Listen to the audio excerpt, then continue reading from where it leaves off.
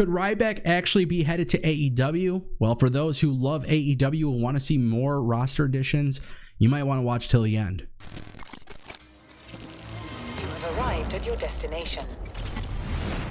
Welcome back to the channel. This is Destination PW. I'm your boy Tony. Don't forget to click that like button. Drop a comment down below. Let us know what you guys think of the story. And of course, make sure you guys click that subscribe button. Ring the bell. This way you don't miss more videos like this where you get daily pro wrestling analysis on all the latest happening in the pro wrestling world.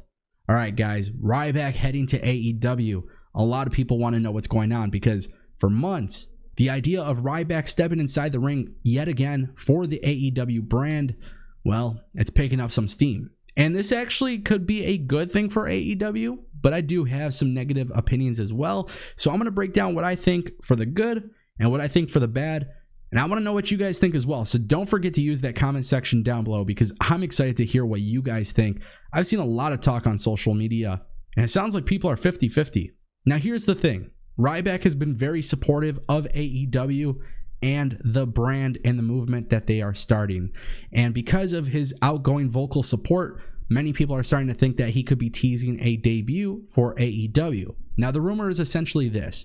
Ryback may have not signed officially with AEW, but there may have been potential talks between Ryback and AEW that could lead to a debut at AEW Full Gear. Now, in all honesty, without any sort of confirmation from AEW or Ryback themselves, I really don't know if that's accurate. And again, it's just a rumor. But I like dissecting rumors, especially when these rumors for a really long time have been talked about. A lot of people want to know my opinion. I've gotten some DMs and some tweets. Hey, what do you think about Ryback going to AEW? So I'm just going to let you guys know right now, I'm actually in support of the move. Now, I've seen the social media stuff and people aren't necessarily as thrilled as me, and I kind of understand why. So let's talk about some of the good and some of the bad. For good, I think AEW needs some heavyweights. It's no secret, 2 episodes into the show, there are a lot of small guys on the roster, and that's not entirely bad, but AEW is looking to gain some of the audience that WWE has lost in the last several years. And Shad Khan, who is the father of Tony Khan, has actually come out and said, look, we're not looking to compete with WWE. We're looking to win that audience over. You know, the millions of people who have left pro wrestling, we want to get them back. And in all honesty, I feel like you need to have something for everybody in order to do that. Now, I think it's a really good thing that AEW has been able to do some very special stuff, especially with the roster not being as deep as WWE or Impact. But I also think it's been impressive to see AEW starting to really showcase the athleticism that comes from their roster. So if Ryback, a guy who essentially doesn't do flips and all that flippity-dippity stuff, how can he work in AEW? And I think that part right there is the answer as to why I actually like the move. I think it's very important that AEW does have a balance in their roster, having some big guys and some small guys. It's going to make it look a lot better than just having a ton of small guys who just do flips. And I think kind of seen this with WWE. WWE has a balance of everything. If you want the flippity flip stuff, there's a lot of that in NXT, and obviously there's some of that on Raw and SmackDown. But if you're looking for some more driven characters, more driven acting and portrayals of characters, they also have that too. And then if you're looking for the big guys who are monsters in the ring that essentially are just big brawlers, big fighters, they have that as well. And I think we have seen that time and time again in pro wrestling. We've seen a little bit of that in ROH and New Japan and of course Impact. I think AEW needs that as well. Now, the idea of Ryback going to AEW is a good thing for AEW to have a little bit more of a balance. But I also think Ryback's experience within WWE, he's seen a lot of different things, trials and tribulations. I think that's a veteran that you actually want on your roster. And I think Ryback, who, by the way, has been very outspoken about the bullshit that he saw in WWE. I think having him with AEW kind of strengthens that company on the back end. A lot of the younger guys who are still learning the business, I think having that veteran presence is important. So not only do you get somebody who looks very huge, he's jacked up, he's big, he's powerful, but you also have a guy who has that veteran presence that is needed.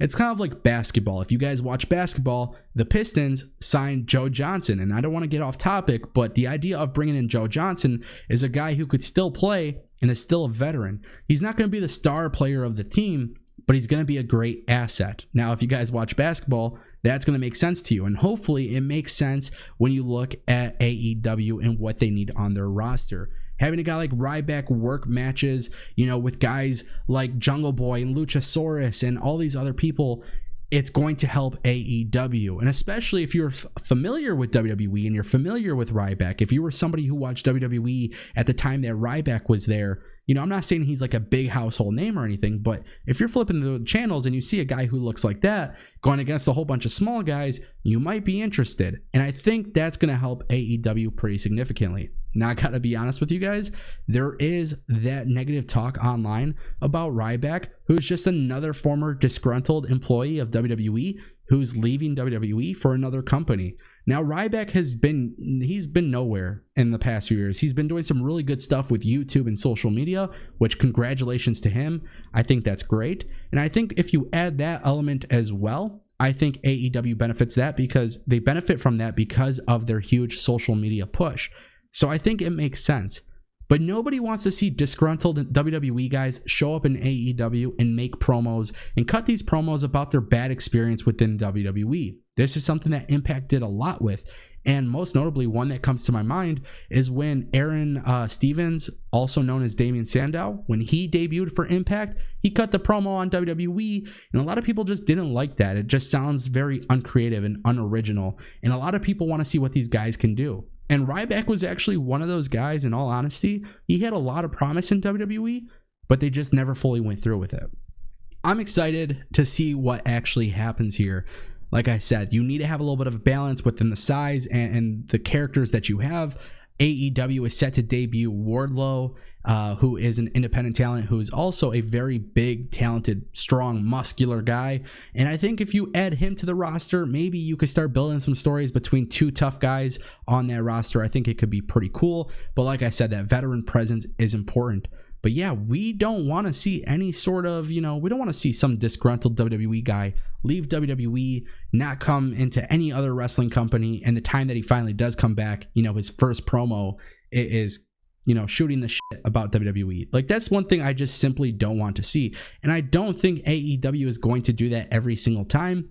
But they have kind of snuck in some very subtle shots at WWE, and a lot of people have been very outspoken about it. And I don't have an issue with it all the time, but I don't want the idea of Ryback coming to AEW to be about Ryback in WWE, especially when we saw that they dropped the ball with him. I want to see them make him a star.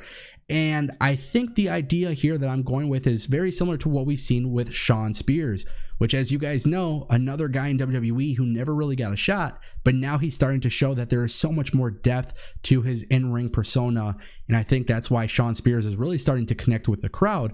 Whether or not you actually like him, that's actually happening. And I think AEW could take a guy like Ryback and make him into the star that he was supposed to be. I mean, imagine Ryback versus Kenny Omega. Yeah, on paper, it's not a match that you actually give a shit about, but I trust that AEW could build something special there, and I think that's what's interesting. It's a fresh matchup that nobody would have ever expected before, and I think if they actually see what they can do with it, people will start to really enjoy AEW. And again, that's what's important. We need to see something different.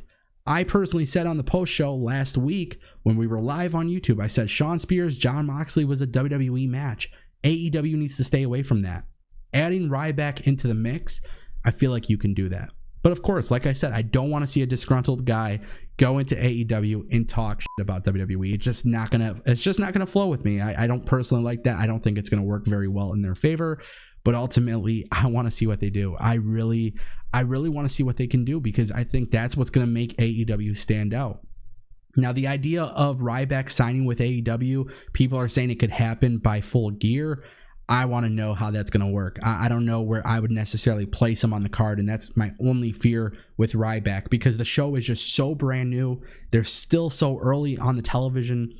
I don't know how you're going to build them into storylines. I don't want to see Ryback as a heel who just interrupts a match and that's it. I don't want to see like another Jake Hager debut, right, where somebody is just joining a faction or whatever and just starts attacking people. I would love to see AEW start teasing the debut of Ryback. I would love to see a little bit, maybe some vignettes. That's a very old school approach.